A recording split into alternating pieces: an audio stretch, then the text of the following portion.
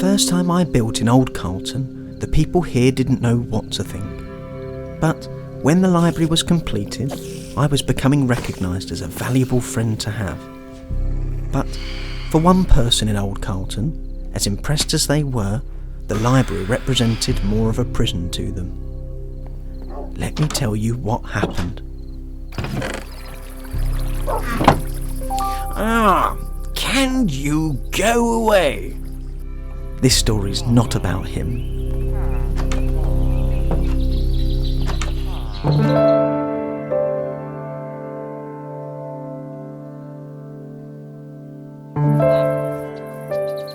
I was pleasantly surprised to find Quinn's cheeky grin greeting me in Old Carlton. Tough times, I'm afraid. Had to sell me Avalama on. From the looks of that, though, I'd say Old Carlton's doing all right. He was referring to the foundations of the library I was working on, where I began the process of moving Gloria's office at her request. Gloria's pamphlets had finally started paying dividends, for a visitor had arrived, another merchant who joined Quinn in the square.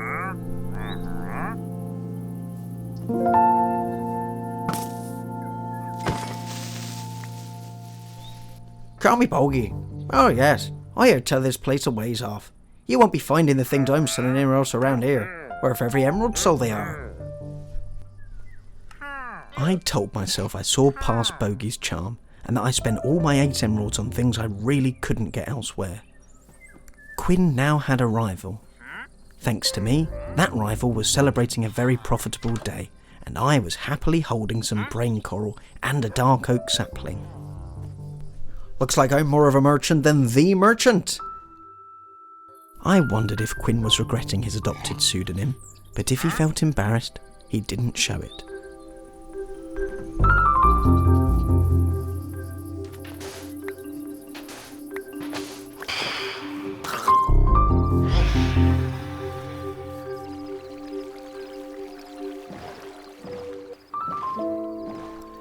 Dana was stroking the stubborn donkey I'd found in the square.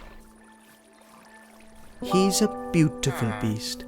I wish I could spend all day with him, but I fear we have a lot of work to do. In the skeleton of the library, Gloria was telling Dana which old books and parchment to move over first, with specific instructions on how to correctly handle them. Tomorrow, I'll tell you what I've learned from that tome you brought me, Fall. Once we have a few more things in order, I must admit I'm quite excited to share my findings.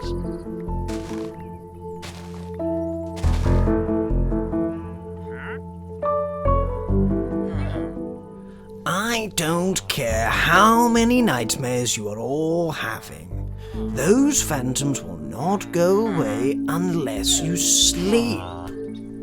When, in my surprise at hearing this information, I let slip that I hadn't slept in days, Phineas's famous temper was unleashed on me for all to hear.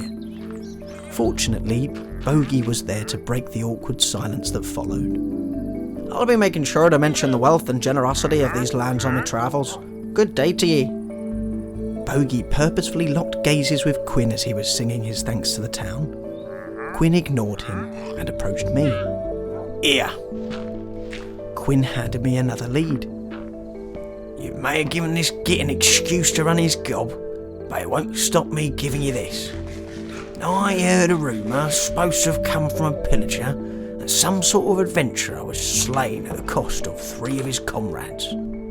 Quinn looked me up and down.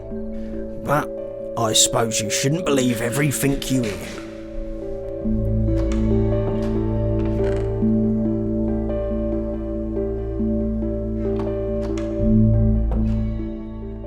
All the stone I'd gathered from hollowing out Mount Portley wasn't going to be enough to finish the library alone. I'd also need a ton of wood for inside, and there was still the conundrum of how to make the roof. I steeled my mind against the deluge of Endermen visions that plagued the mountain, something I was getting used to, as I frequently made trips back to the halls under cover of night. I had truly forgotten to sleep again, against Phineas's directive, but whilst the skies were patrolled by phantoms, At least I wasn't interrupted by him.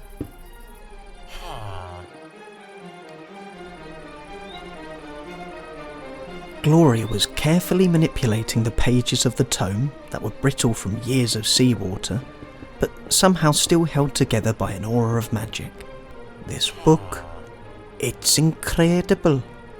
It's a diary that belonged to a soldier in the old king's army. I continued working on the library as Gloria read passages from the old tome. There were entries about his everyday life, of his friends and family back home in the Sky City, stories about his adventures in and out of the Sky Legion, and his recounting of the myths and legends he believed. There were even a few passages about the ongoing struggle to keep the Sky Kingdom's conquered lands in check. A goldmine for Gloria. She sometimes paused to explain the value of seemingly benign information, such as how difficult the soldier found cleaning his socks whilst in the field. Concentrating on not falling off the roof, I missed much of what was said, but I felt Nelly buzz in my pocket with an excitement that mimicked Gloria's energy. The book ends with a first-hand account of the Battle of Steam. Most people don't even believe that it ever happened. This is legend. Gloria was overjoyed. Little did she know there would be more to come. But before then, I had to get on with the project at hand, which at this moment required fending off some of the other distractions.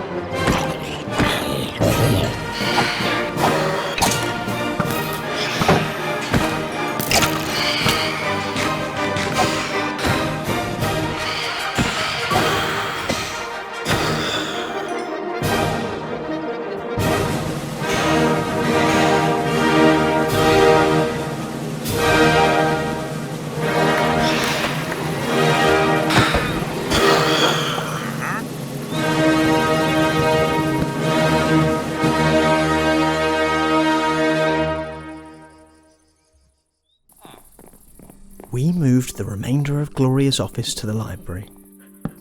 Dana had been instructed to scribe an exact copy of the book and was struggling to hide her boredom. Just do your best with the runes. We can make note of it in the appendix. The Battle of Steam is hardly described at all. He didn't have time. See the fluster in his handwriting and the numerous smudges and blots. I think he knew the worst may happen. From what the ancient soldier had written, his squadron were forced to flee the battle. He didn't even know which side won, but their enemy were as monstrous as they were warned. The entire battlefield was caked in such thick steam that his squadron of horse archers couldn't see friend from foe. When all hope seemed lost, a mysterious figure, barely visible, appeared behind the hordes of monsters and cut down scores of enemies. But rather than rally to their brother, they and many other soldiers used it as an opportunity to get away safely. The horses had to swim far in their heavy armour, and from the place I'd fished it up, it seems they almost made it.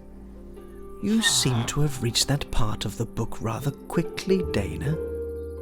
I may have glossed over a few things. Gloria was patient in her light scolding as she tried to explain the risks of the incomplete copying of manuscripts. If everyone took shortcuts, by the time it was copied 10 times, it would be a new book altogether. I'm sorry, Gloria. I was going to go back to the other sections.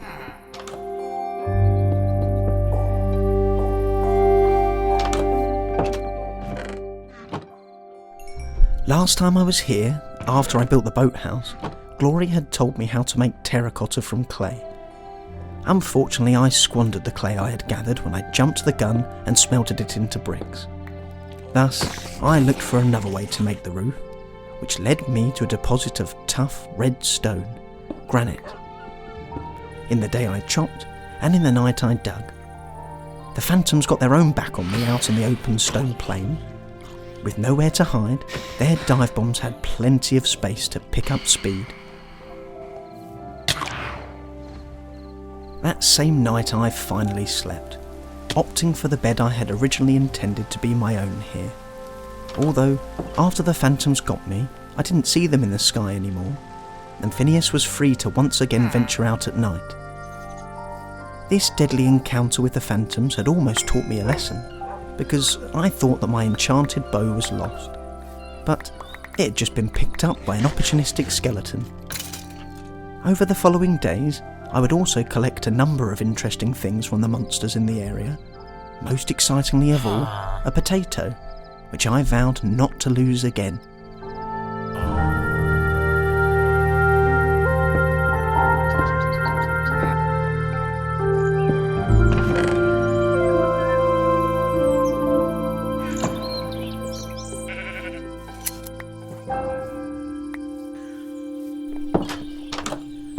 Once I'd finished gathering the granite, I turned to fishing in the boathouse at night instead.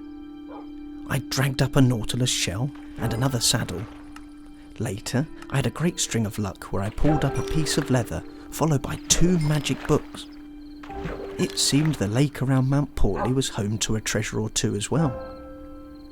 When I presented the magical books to Gloria, she was ecstatic. Oh, to think these might contain history of old Carlton itself. Thank you. I hope we can do this place you've built proud. Dana's head slumped into her parchment, presumably having done so at the prospect of having to copy these new texts too. She sighed as she rearranged the paper she'd accidentally knocked to the floor, before being pulled from her task by Gloria. Come, Dana. Help me restore these so we might read them. I'm sure you'll find this far more enjoyable. First, we just have to remove the barnacles. My next step in collecting what I needed for the library was into the jungle, east of Old Carlton. There, I gathered flowers and beans for dyes, and a few other things I didn't need. I also stumbled upon another mysterious ruin, similar to the one on the Eerie Island. Despite the perpetual raging fire that needed my hand to put out, this time I wasn't perturbed and stayed long enough to take some of the strange ground and what I could carry from the treasure chest. I added a stone cutter to Breen's expanding workshop, made from the iron taken from the chest in the jungle, and gifted her with the little iron that remained. I previously tried to use a stone cutter in the Grumpy village whilst building their forge, but with no luck. Here, with Breen's watchful gaze, I polished the granite and cut it to fit the roof of the library. Before I could continue work on the library, Dana pulled me into her old office. I've seen you fighting lots of monsters out my window at night. If you managed to pick up some string from a spider, might I ask you something? Dana told me about a loom, but before she could finish, Nellie provided me with a recipe for one, and I set it down. With some of my spare wool, Dana and I tried to match the flag of Old Carlton from one of the ancient maps. The smile she had whilst embroidering started to flatten. I wish I didn't have to work in the new library. I don't mean to be ungrateful, but I'd much prefer spending my time working at the loom. Or with the animals. Why not? Someone needs to take care of the pigs. And that donkey. You mean stubble? I can't. Gloria needs me. Together, we finished the replica heraldry and took it to the library to show Gloria. Dana didn't express her true feelings then, perhaps because of Gloria's proud smile. I needed one last trip to the halls of Mount Portley before I'd have everything I needed to finish the library. Whilst I was there, I dropped off what I could carry from the valuables I collected in and around Old Carlton. But the real reason I had come was to pick up 3 bits of leather Nellie had encouraged me to take in Lushville.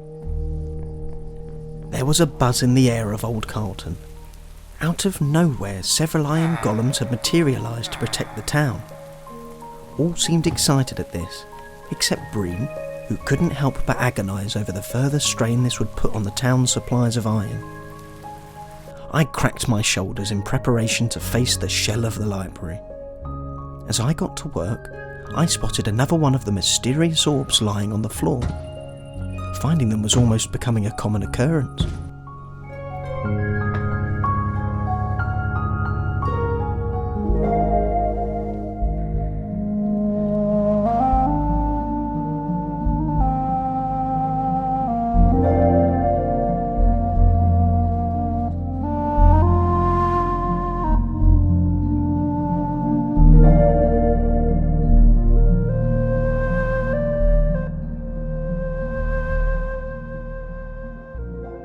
As the structure of the library took form, I heard some raised voices below.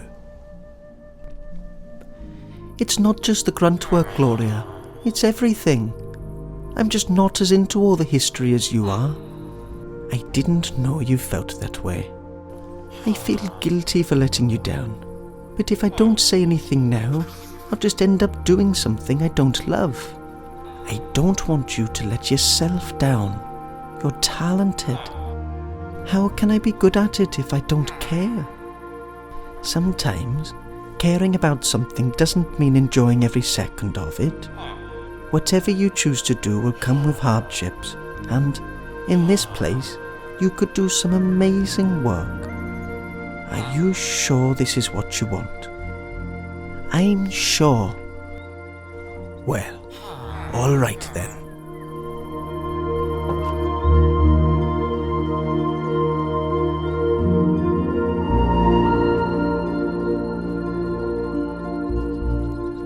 By all rights, the magic books are yours.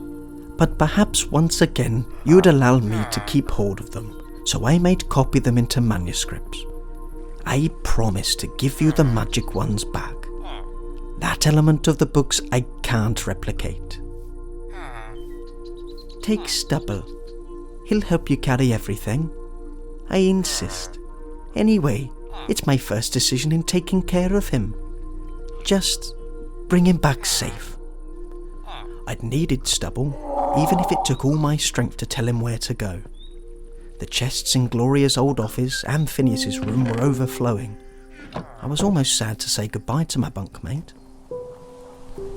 When I got to Mount Portley to collect Talus and the rest of my belongings, Stubble ate the golden apple I'd got from the treasure chest in the jungle right out of my hand. At least he was better behaved after, and I wasn't really fazed. Dana may not have been interested in the books, but Gloria had inspired me. I almost regretted letting her keep them now.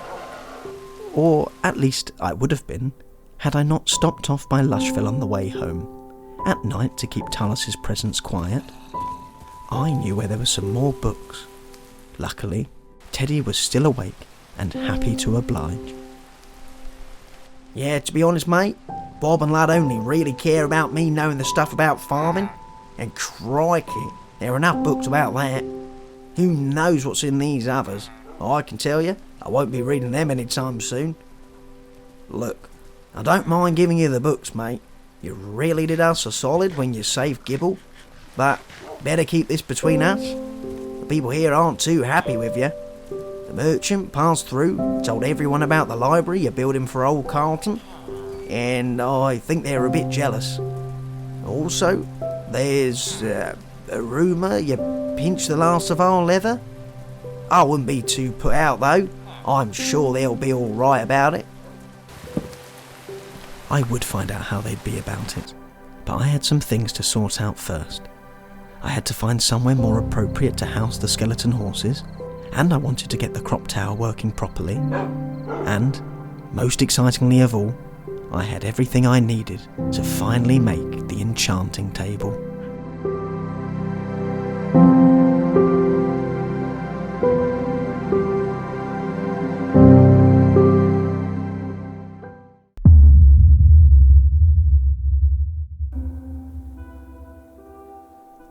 Nope.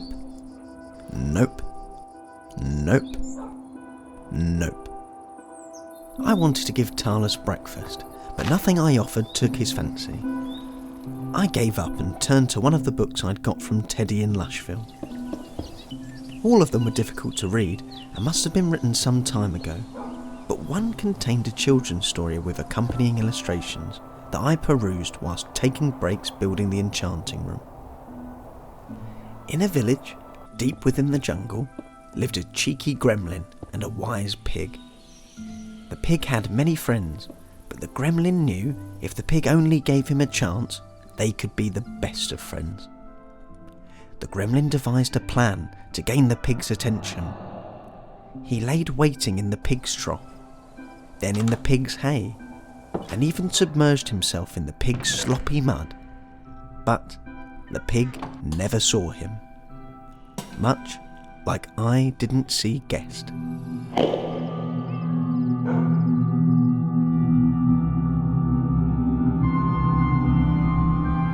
Guest enjoyed watching me build, communicating his satisfaction through the cryptic visions his kind spoke with. Once, I'd managed to communicate back in the same manner, but it was by accident. That didn't stop me trying now. I hadn't seen Guest in a while, and I wanted to ask where they'd been. The visions were images and emotions combined, and it seems that asking a direct question was difficult. Well, all of it was difficult to me, but after considerable focus of will, I fell into a vision of my own making, and sensed that Guest was there too.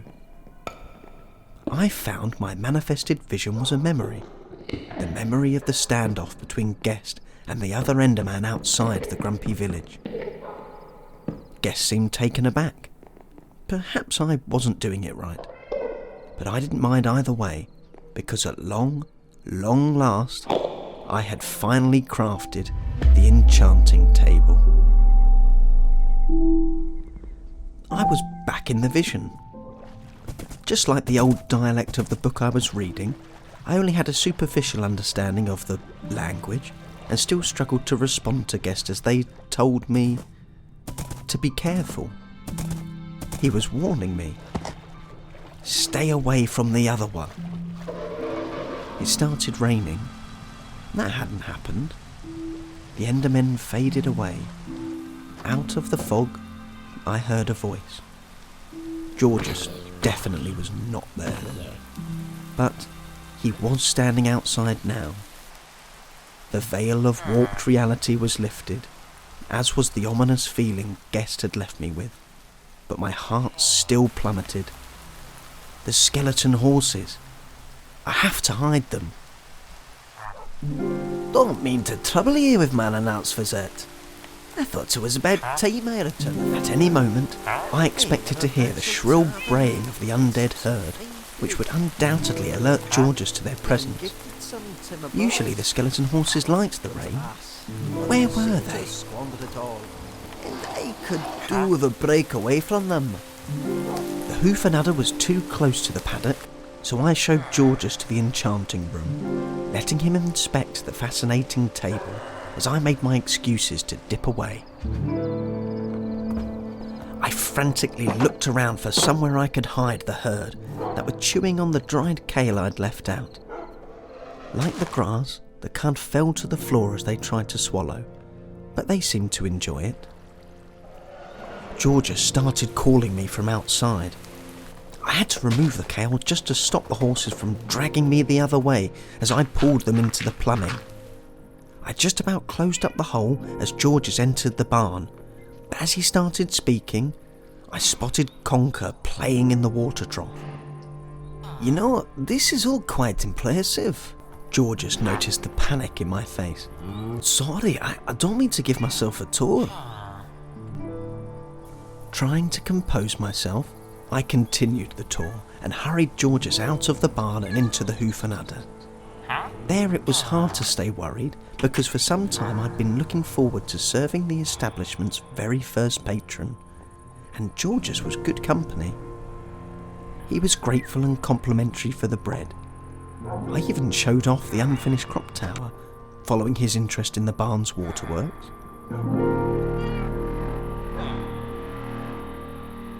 When I went to get the Hoof and Udder's milk, I was horrified to find residue of yeast in the barrels. Despite this, Georges was excited to try the turned milk and encouraged me to have some too. As Nellie silently jingled in my pocket, it felt like she was giggling. The barrel was her recipe. Georges shared stories about his brothers with me as we both became more merry drinking the milk all through the night. I occupied Georges with the piston mechanism of the crop tower before stumbling off.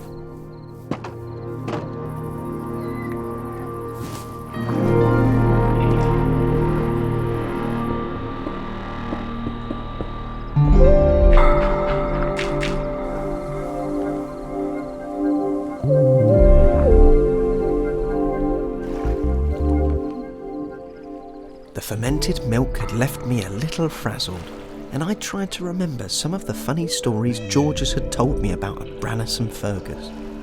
At least Nellie was paying attention. The skeleton horses seemed to have an affinity for the flowing water from above and moved through the ripples gracefully. As I watched them, I realised something wasn't right. I counted on my fingers. Vomer, Conker, Palatine, Tibia, Talus, Hamate, Lunate, and... As the euphoria of the milk wore off, I realised Phalanx was missing. After trying and failing to find the escapist, I found Georges where I'd left him, and after waking him up, listened to him as he explained his idea. What do you think?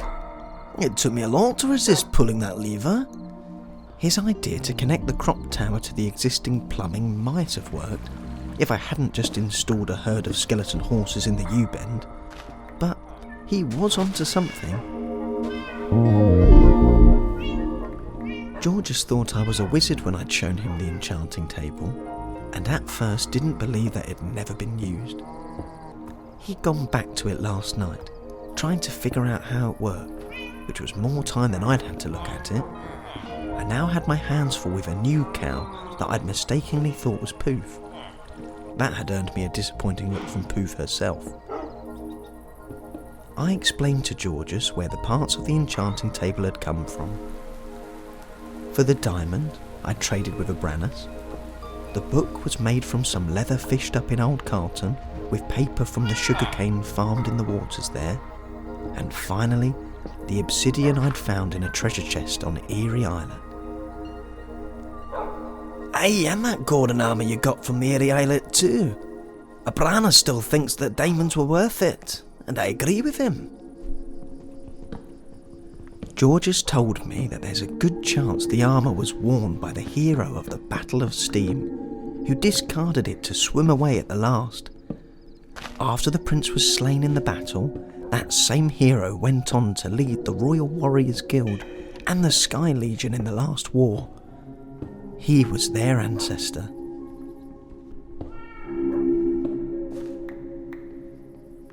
Georges was proud to explain his heritage as we completed connecting the crop tower with the farmhouse.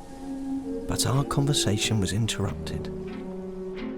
Come, face the might of Akelzar, you fools!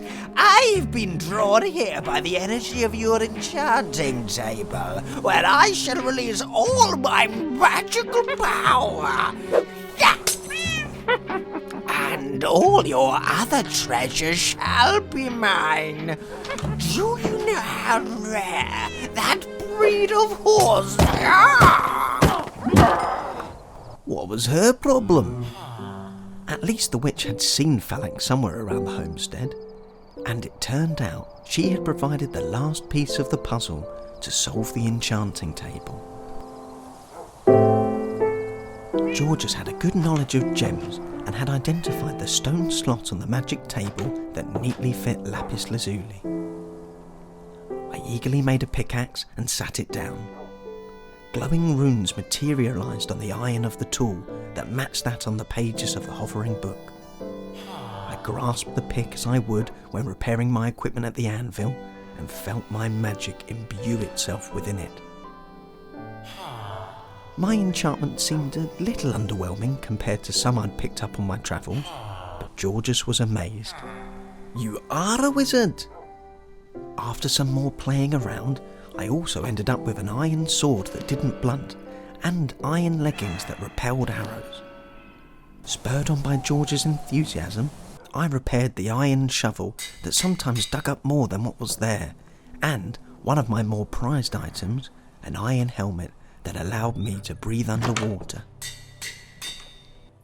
We forged through the night, and in the morning I gave Georges the pleasure of activating the crop tower.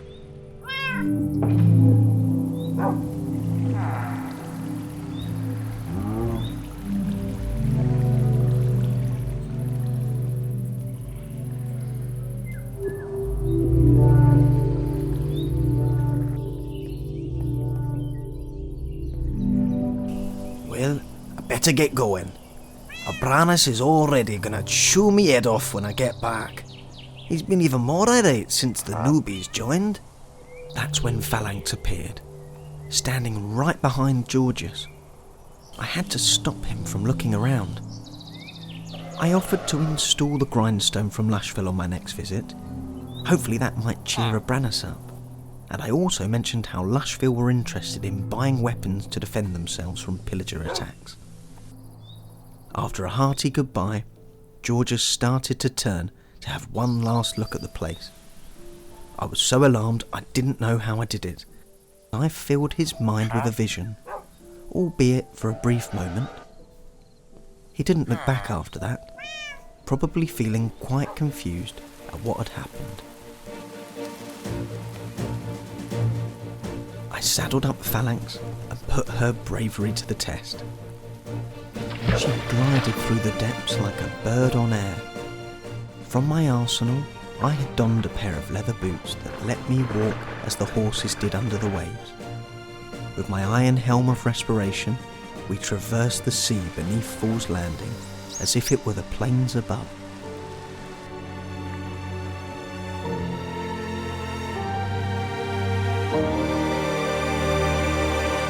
With no leather to repair them, I didn't dare wear the magic leather boots whilst extending the well or finishing the skeleton stables. A shame, because I would have been amphibious, combined with another magical helmet that let me dig unencumbered by water. The books from Lushville didn't have a magical sheen to repel moisture, so I was careful when I finished what I was reading. The Gremlin and the Pig wasn't a children's story as such. The book was a religious text, and it was an allegory. One day, the cheeky gremlin had made the unfortunate decision to hide in the muck heap. He was at his last tether and had nearly given up with waiting when the pig spoke.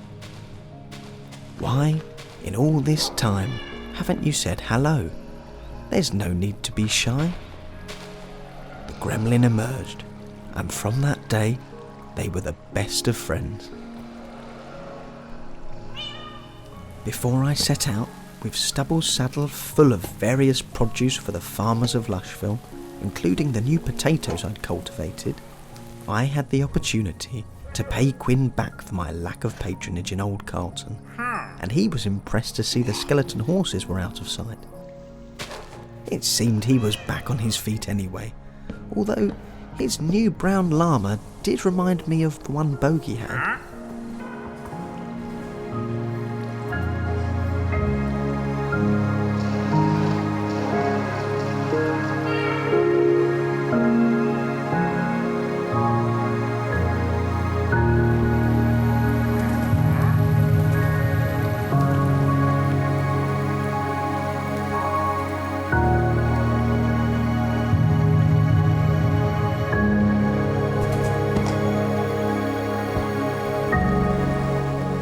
I shouted back at Quinn that he could help himself to the bread. Knowing him, I bet he gets curious and investigates the peculiar new plumbing I saw him eyeing up.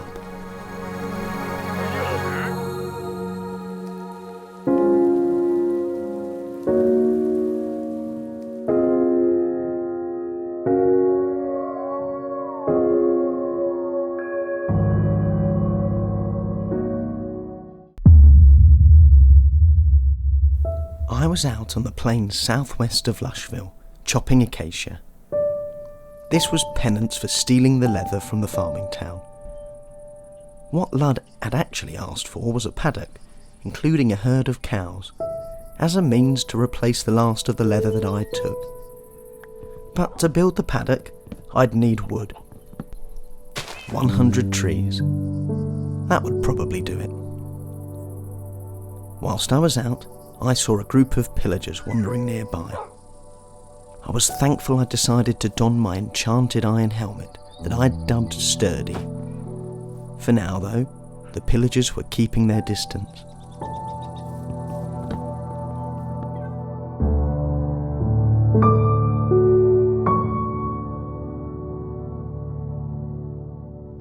I made a fence for Lushville's paddock large enough to house a herd of cows suitable for forgiveness from Ludd. During the building process, I picked up an enchanted bow and leather helm from the local monsters, none of which were creepers, thanks to Titan's presence. Since Akelzar attacked him at Fool's Landing, he'd been extra clingy. Lushville had fewer roaming monsters now anyway, thanks to the appearance of multiple golems, just like in Old Carlton. Ludd and Bob had many of them protecting their produce.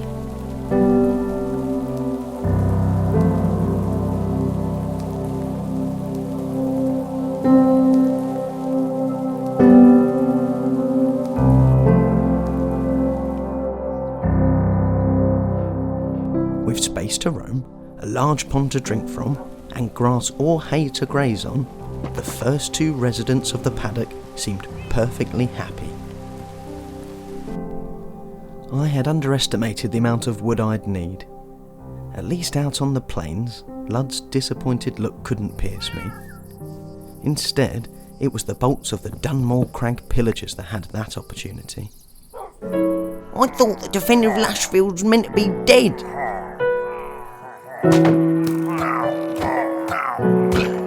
No matter, lads. He's all by himself now.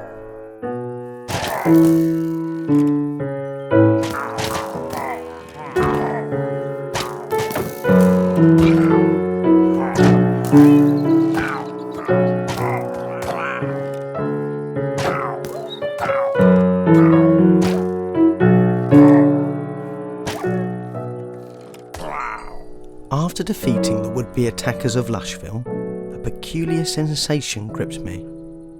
As I started heading back, Nellie pulled me away.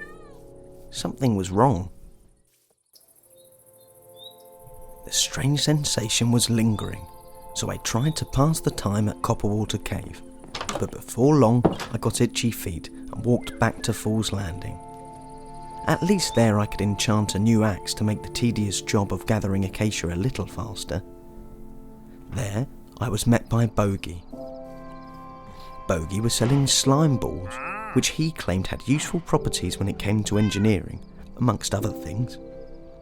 Once again charmed, I went to dip into the last of my stash of emeralds when I found what I suspected was his old llama tethered in my square. Quinn must have left it there after he'd pinched it from Bogey in Old Carlton. My plan to hide the llama in the farmhouse with Shudder lasted all of a few minutes. After buying a slime ball and a mangrove propagule, the llama burst into the barn to greet their old owner, or at least their old llama friends. What in the blazes are you doing here? I didn't take kindly to Bogey's rough greeting of his old pet. As Bogey yanked the brown llama to his side, I joined the tug-of-war for the beast. In the end, I tethered the confused animal to the barn's fence, which Bogey couldn't untie. Ignoring Bogey's yells from the barn, I went to the enchanting table. but was put out when I realised I'd used up all the lapis lazuli.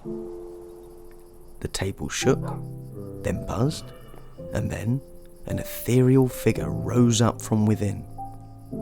It was Akelzar, the witch who attacked Titan. It's you who has incarcerated me in this foul table. Release me! I didn't know how or why the witch had been trapped, but she didn't want to hear it. Instead, she preferred to insult me, although that turned out to be quite helpful. Akelzar noted the strange sensation was a curse, and then berated me for not knowing the simple cure to most curses: milk.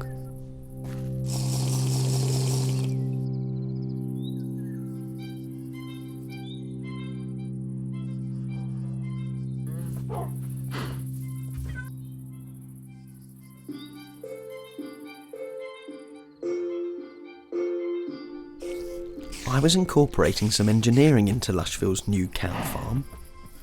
The locals were fascinated as they watched me build well into the night, and one even got stuck in the plumbing, with Bogey, who had followed me from Fool's Landing.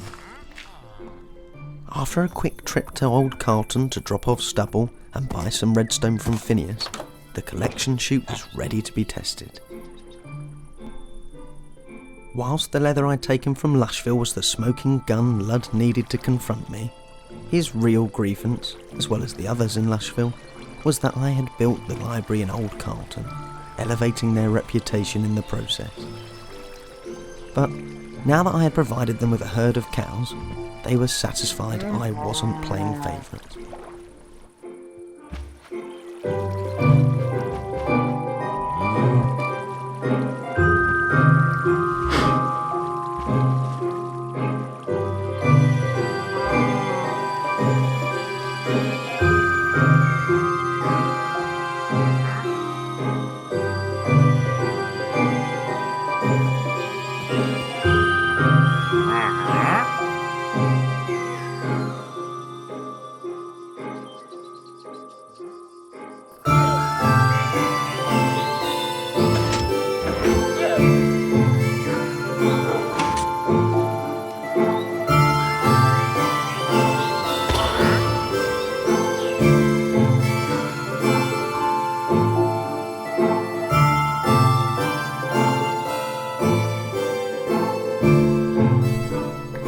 Traded away all the produce I'd brought from Fool's Landing, which was the cherry on the cake for Ludd.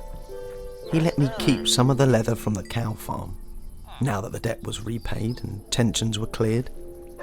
Ludd wasn't one to hold a grudge. Come back again soon. By then we'll have this cow farm up and running proper. I sneaked off to Mount Portley to pick up Tala's. When Bogey finally escaped from the collection chute and realised I was gone, he must have headed straight to Fool's Landing, because he was waiting for me again. With the emeralds I'd earned in Lushville, I made peace with the irritable trader when I cleared his stock of slime balls. Having not ever really felt much affection towards his brown llama, in the end, Bogey left the beast with me.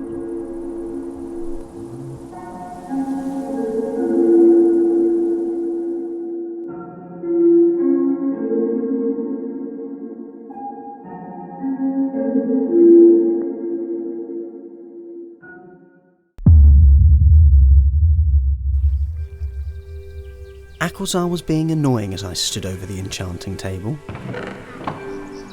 You're wasting your time. We need books to amplify the magic. I was still longing for a magical iron axe, but I was without lapis lazuli. As much as I wanted to build for the villages in the area, I didn't fancy spending many more tiresome days on the plains chopping with just stone tools. Instead, I set out on an adventure.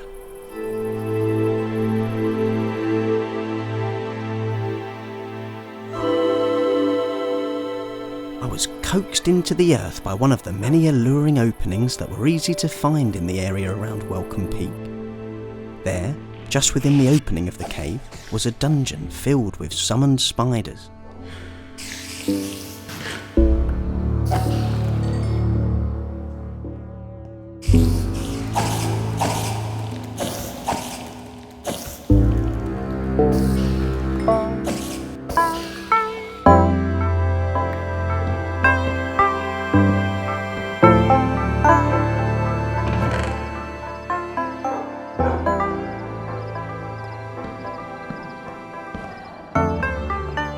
After making myself comfortable, and after pinching the loot, I realised the remainder of the cave was tiny, so I left Spider Grotto to traverse the land once more.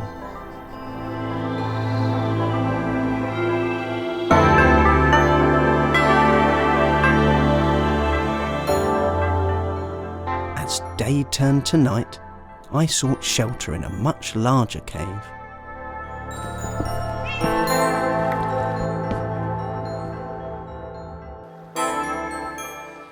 Aside from the underground ravine, there were many passages that wound into the earth.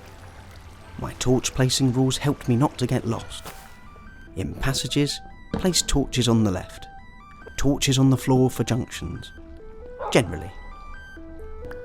When my pickaxe broke, I headed back to base in the opening of the cave with my spoils, just like I'd done in Copperwater Cave all those days ago. Each time I set out again, there were so many passages to choose, I just followed my nose. When I went out to get some wood, I couldn't help but follow my magical map to the unexplored. The constant danger in the savannah had hardened my resolve, so when I noticed the nearby river was full of squid, I saw black ink to dye a wall. I should denote the caves on my map in a different colour.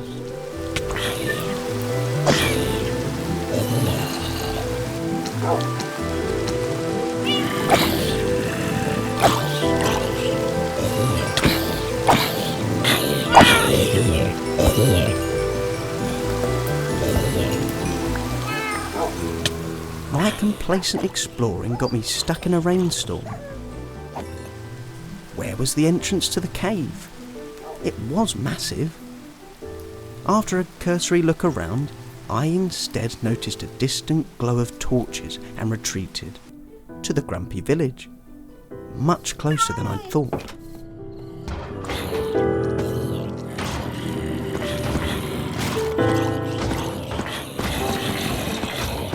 Fergus is on a jaunt to Lushville to answer Bob's plea to buy weaponry. That's what Clara told me after I'd popped up a banner to mark the town on my map. The forge I'd made for them was fueled with the remains of the fallen golems, but I spotted that Borg was still wandering around. Before leaving, I put up an armour stand to display the hero's armour from the Battle of Steam. Luckily, the new cave was easily accessible when approaching from the Grumpy village.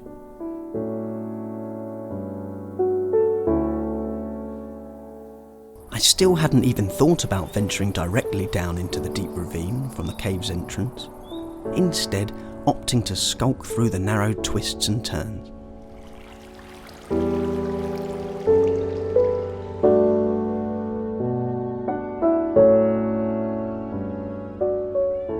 One passageway in the cave led down to an underwater ravine, where I struck gold, literally. Then I decided to go back to Fool's Landing to pick up some equipment and drop off a handful of what I'd gathered.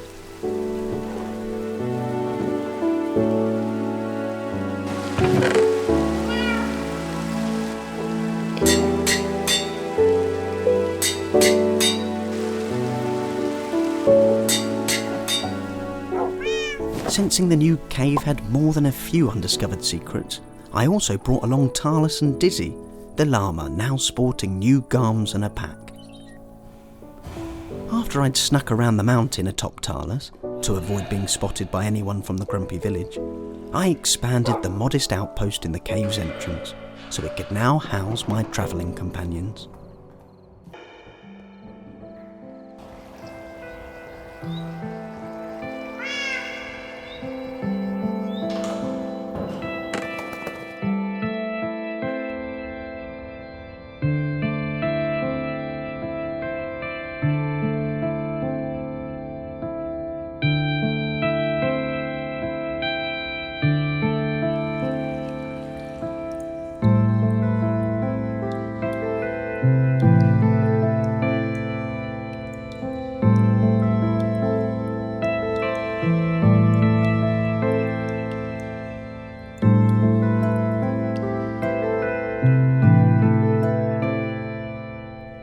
branching network of caves was beginning to play tricks on me, so I left a few signposts down.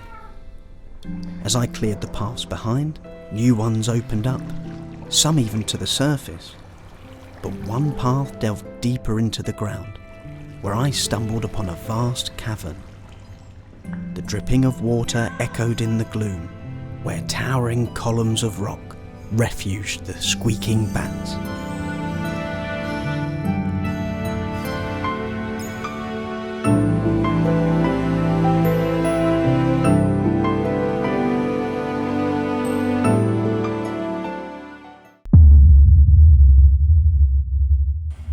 The dim recesses of the huge chamber seemed to never end. Clusters of stalagmites formed a battleground that favoured the skeleton archers, who were able to slip their arrows through the gaps in the calcified spears of rock as they nestled within them. Two-Bone struggled with the steep descents within the network of caves, so it was just Titan and myself. Slowly but surely, I illuminated the cavern, and within started the foundations of an underground base.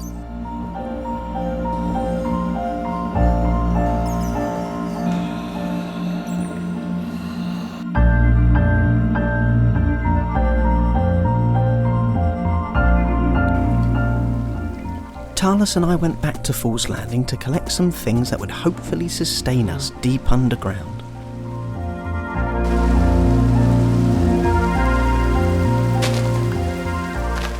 I decided to bring the newest cow along too. Bova enjoyed the cramped spaces under the dirt of the crop tower and resisted being taken up into the open. In the end, I had to break through the walls just to get her out.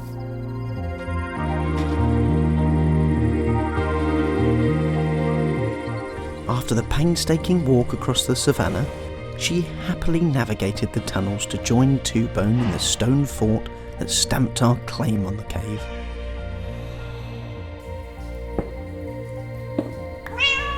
As the shell of the base grew, I started to feel more safe and secure. I'd seen the dripstone in the caves once before, when I had stumbled into an underground passage. Then, I had been too tentative to venture onward, but now I was moulding the huge rock formations around me. The cave was damp, with plenty of pockets of water I wanted to use for farming in the dingy light. I'd not grown anything underground before, so I hoped it would work. Isolated underground, I could only imagine what the people of the savannah were up to, but with Two-Bone, Titan, Bova and lots to do, I was hardly lonely. I tried to hatch some company for Bova, but no luck. For now, our underground home would have to do without chickens. I wondered if this place had ever been explored before. As Gloria always said, most of the remnants of the Sky Kingdom and the other civilizations in the region had eroded away. So perhaps I wasn't the first. Or perhaps I was. The thought of being the only soul to ever walk these grounds was a lonely one. Ooh, lapis lazuli. The lapis lazuli wasn't the only discovery I made whilst building. When I was excavating around the main structure, I uncovered a brilliant purple crystal passage with glowing gemstones. I was in awe of the tunnel's beauty, but didn't allow myself to be distracted. Besides, with my magical equipment, it was a joy to fill the moat with the water of the cave.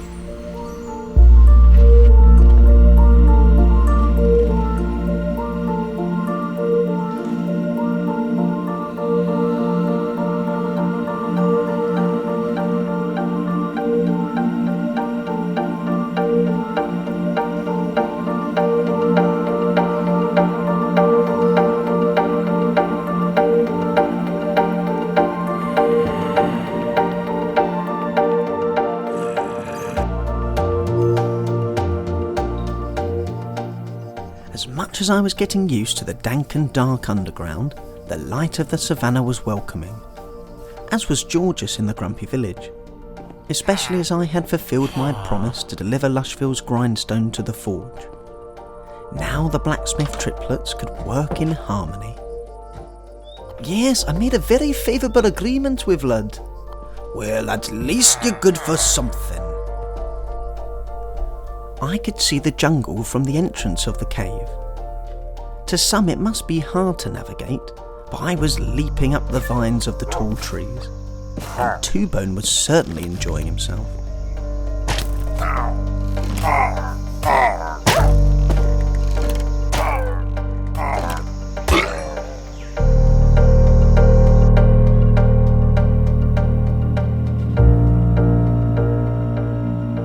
With my stewardship, the opening around the cave became a sanctuary for the invasive mangrove species, with the slopes of the mountain atop the cave now also sporting a handful of jungle trees too.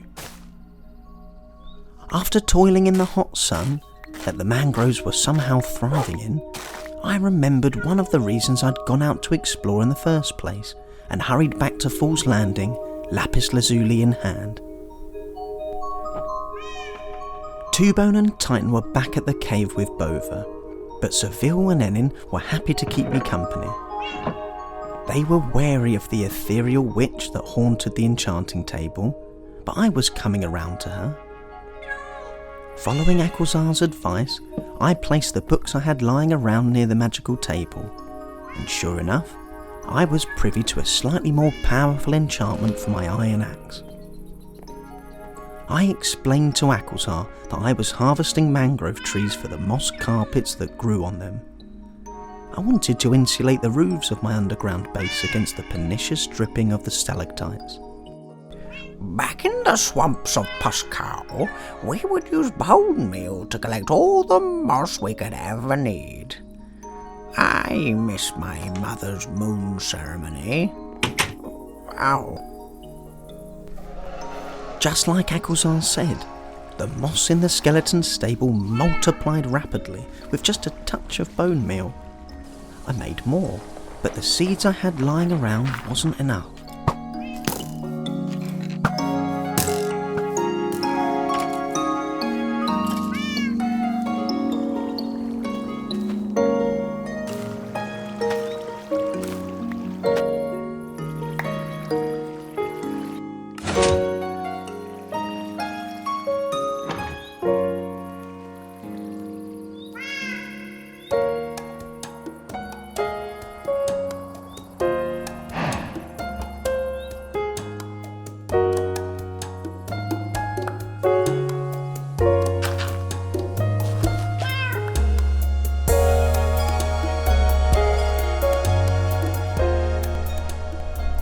After I had harvested the moss and left the skeleton horses with new foliage, I realised I'd forgotten to use the bones I'd collected, or the heaps of bones I already had lying around.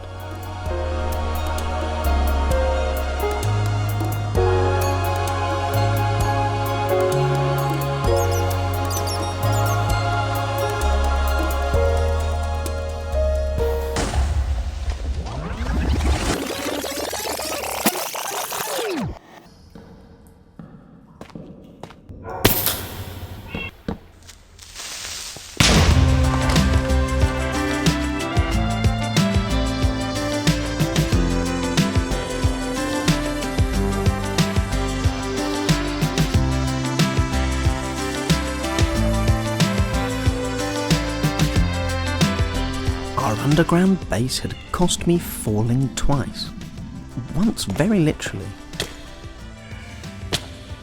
At least I'd used some of my reserves of magic before I lost most of it.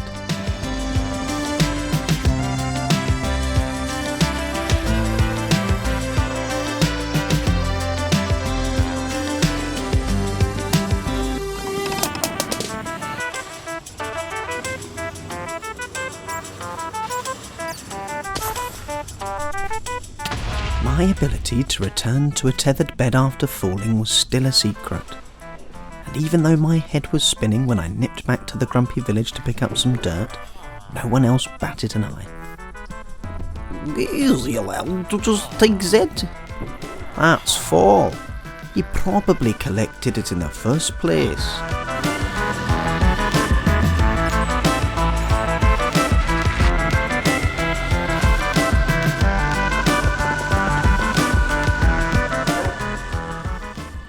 Mosstite. From here, I would delve deeper